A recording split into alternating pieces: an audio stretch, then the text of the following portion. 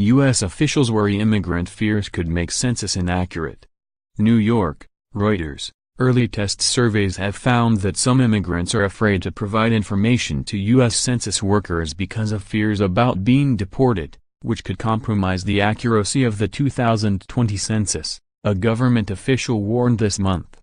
There has been an unprecedented groundswell in confidentiality and data sharing concerns among immigrants or those who live with immigrants, Mikelyn Meyers, a researcher at the Census Bureau's Center for Survey Measurement, told a meeting of the Bureau's National Advisory Committee. The census, which is mandated under the U.S. Constitution and takes place every 10 years, counts every resident in the United States. It is used to determine the allocation by states of seats in the U.S. House of Representatives and to distribute billions of dollars in federal funds to local communities.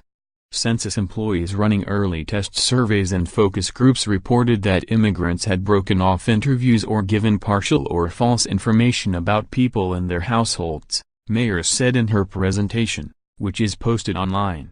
This behavior was an extreme departure from behavior that we have seen in the past, she reported at the November 2 meeting. This seems to be related to questions of legal residency or the perception that certain groups are not welcome.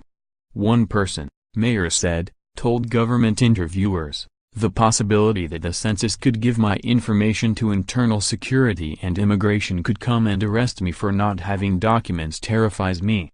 President Donald Trump campaigned on a promise to crack down on illegal immigration, and soon after taking office in January, he ordered stricter immigration enforcement and banned travelers from several Muslim-majority countries. Census researchers said immigrants they interviewed spontaneously raised topics like the travel ban and the dissolution of Deferred Action for Childhood Arrivals, DACA, a program that has protected from deportation young immigrants brought to the country illegally as children. John Thompson, former director of the Census Bureau, said such fears could lead to an inaccurate census in which immigrants were undercounted. Underrepresentation of the census affects a lot of things, he said, including the distribution of congressional seats, redistricting and the allocation of billions of dollars in federal funds.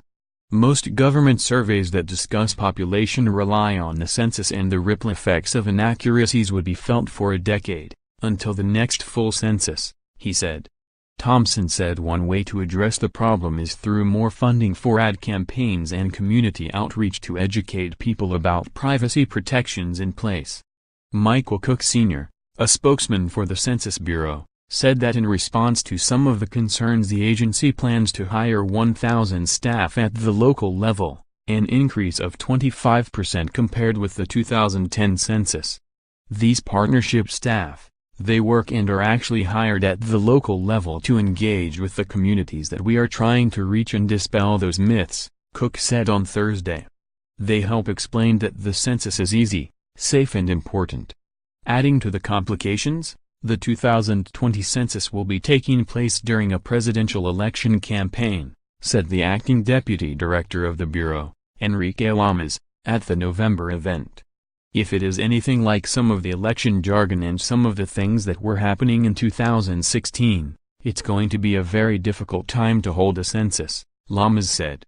Trump has promised to expel people living in the country illegally. In the first 6 months of this year, arrests by U.S. Immigration and Customs Enforcement jumped nearly 40% compared with the same period last year. Some community organizations have told immigrants to not open the door to government officials unless they come with a warrant. One Census Bureau interviewer said a respondent got up and left her alone in his apartment when she started asking citizenship-related questions. Another described at the meeting what happened when she approached a cluster of mobile homes where a group of Hispanics lived. "I left the information on the door. I could hear them inside.